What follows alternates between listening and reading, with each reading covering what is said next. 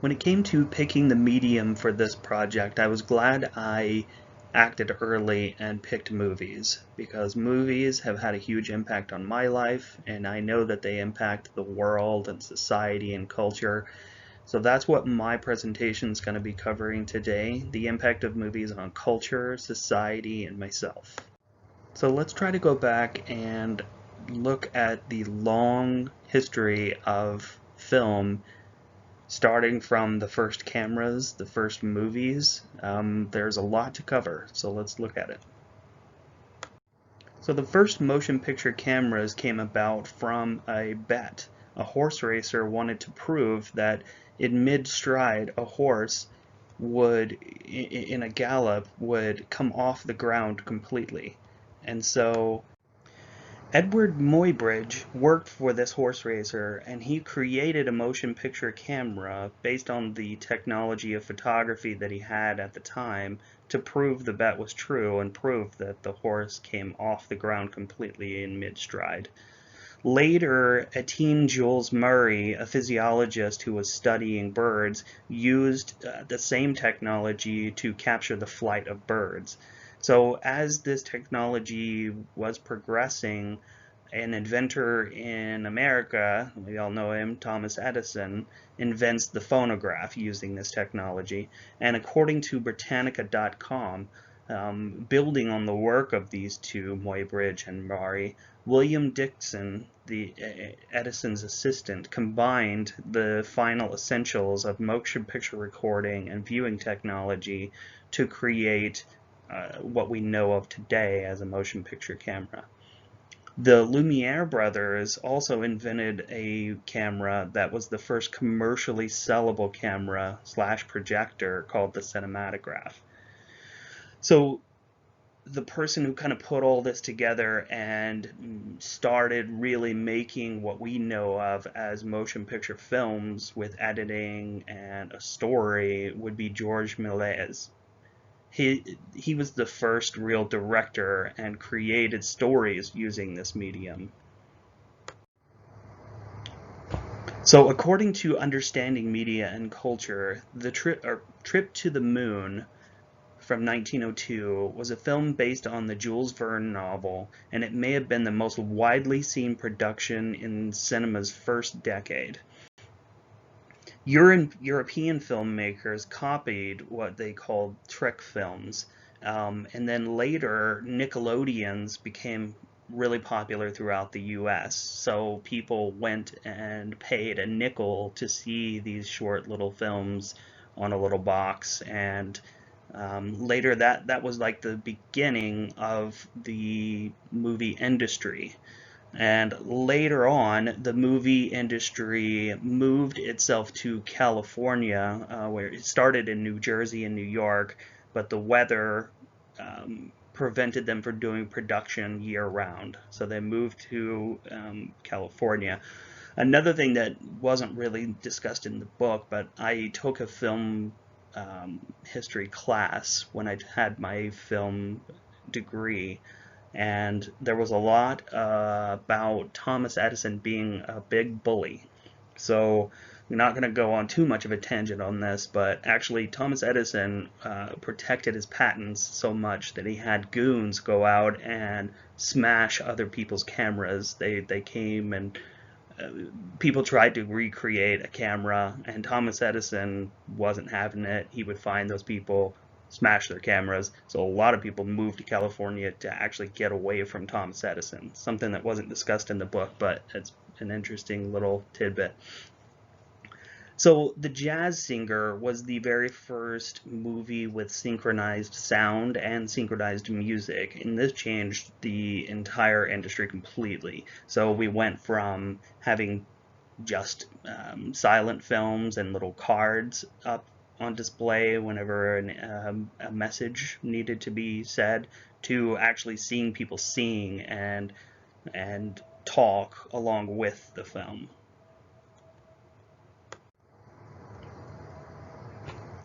So after The Jazz Singer and movie theaters started opening around the country, movies became an integral part of American culture. So, according to Understanding Media and Culture, in the late 1930s and the early 1940s, sometimes known as the Golden Age, the movie industry found unparalleled success in terms of attendance and production. And by 1939, it was the 11th largest industry in the US. And during World War II, when the economy was once again flourishing, 2/3 of Americans were attending the theater at least once a week. The movie industry was also used in Frank Capra's Why We Fight to bolster the war effort. They sent, I think it was 7 major Hollywood directors overseas to film the war effort and the fight, and these guys came with all this knowledge of how to shoot and how to edit and how to make something look beautiful and how to tell a story.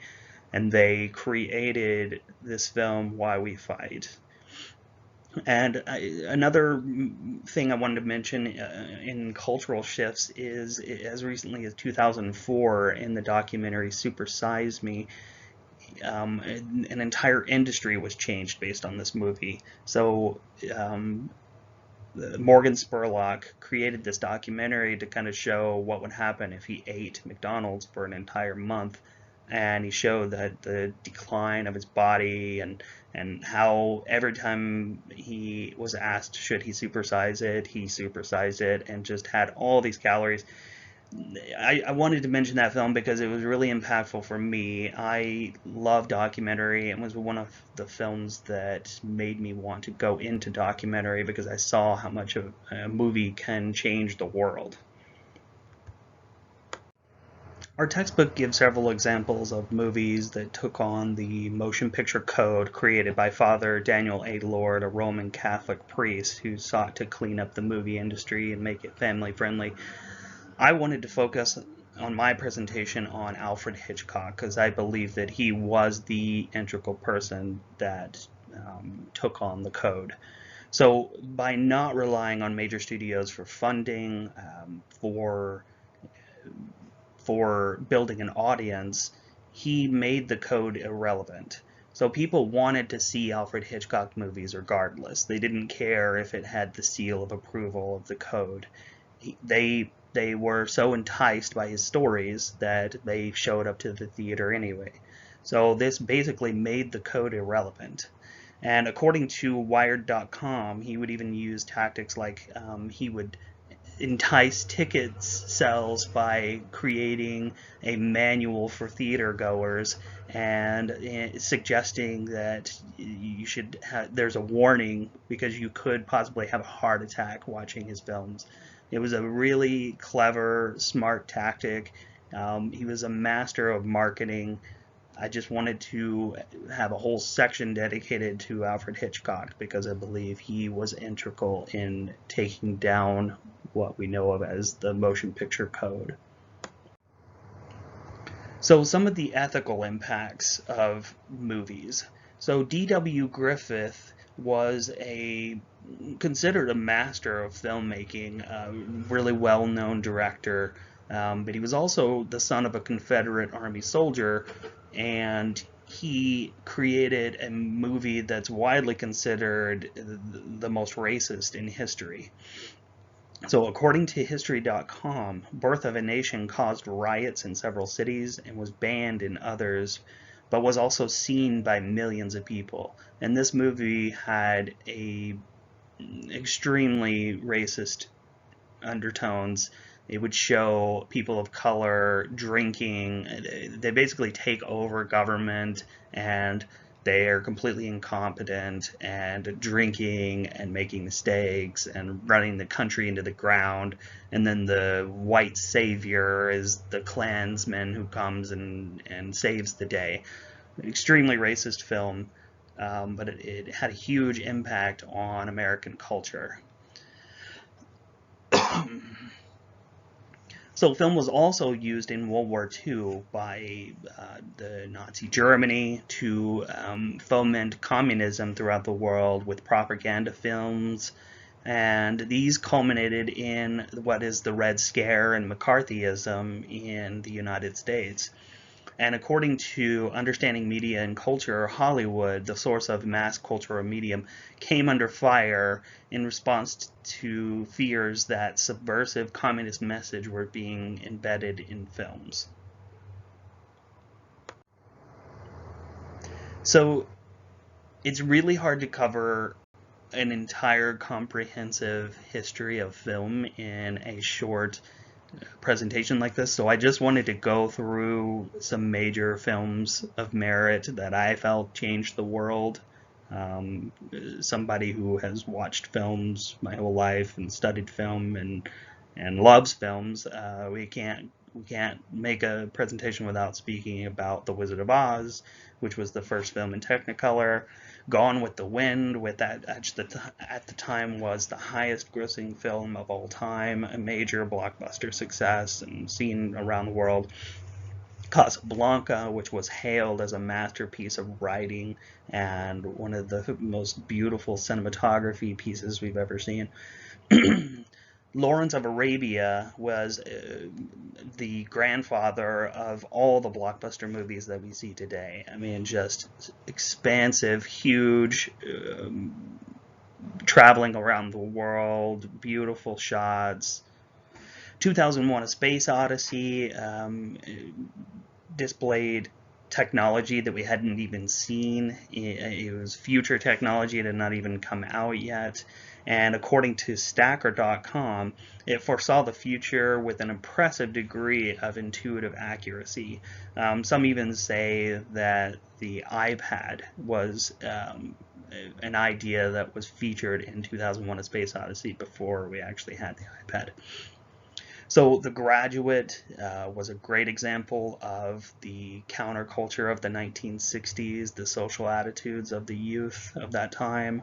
And then, of course, Jaws. Jaws is one of my favorite movies of all time. Skyrocketed the career of Steven Spielberg, who still today makes incredible movies, and made us all hate sharks forever. And also, I wanted to speak about Pulp Fiction because we can't leave out the people who changed film industry forever. I didn't see much about this in our textbook, but my textbook from my film history class talked a lot about the ushering in of the postmodern era, using violence for laughs or really making people uncomfortable with untruths, pretending like something is a true story and not actually being a true story. Quentin Tarantino was a master at all of these things. Pulp Fiction was one of the first postmodern films. I wanted to speak a little bit about the impact of film on my life. So I grew up watching any movie I wanted to experience with my family. My mom was a very liberal person. We watched everything. She let me experience movies in my own way and take them for what they are, and didn't censor any movie for me, which I really appreciate today. I probably shouldn't have been watching some of the movies that I did watch when I was younger, but that said, I think it has created a major impact on my education. So I also attended film school before I came to UT Tyler and have a film production degree. So obviously film has a big impact there. I became a full-time editor for a production company for a couple of years, and now I'm currently sharing my love of movies with my kids every day. They are getting older. I'm getting to watch movies that impacted me with them and watching the impact on them, and that's an incredible thing to be able to watch. So just to go through what I think is the future of the medium, I put one word: coronavirus, because nothing has impacted the film industry in the way that this has impacted the film industry.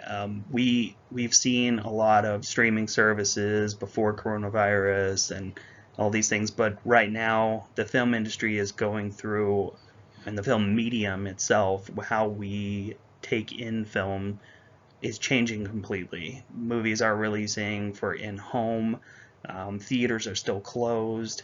The movie industry is scrambling to try and figure out what that means and what it does to the industry. I think it's nice to be able to see movies at home that have just released. I do miss the film experience of being in a theater. So I do hope that one day we will return to the movie theater, because there's nothing like being in a theater with a group of people sharing an experience together. Whatever background you have, you're all there watching that experience, and you get to take it your own way. I I hope that we can get back to that at some point.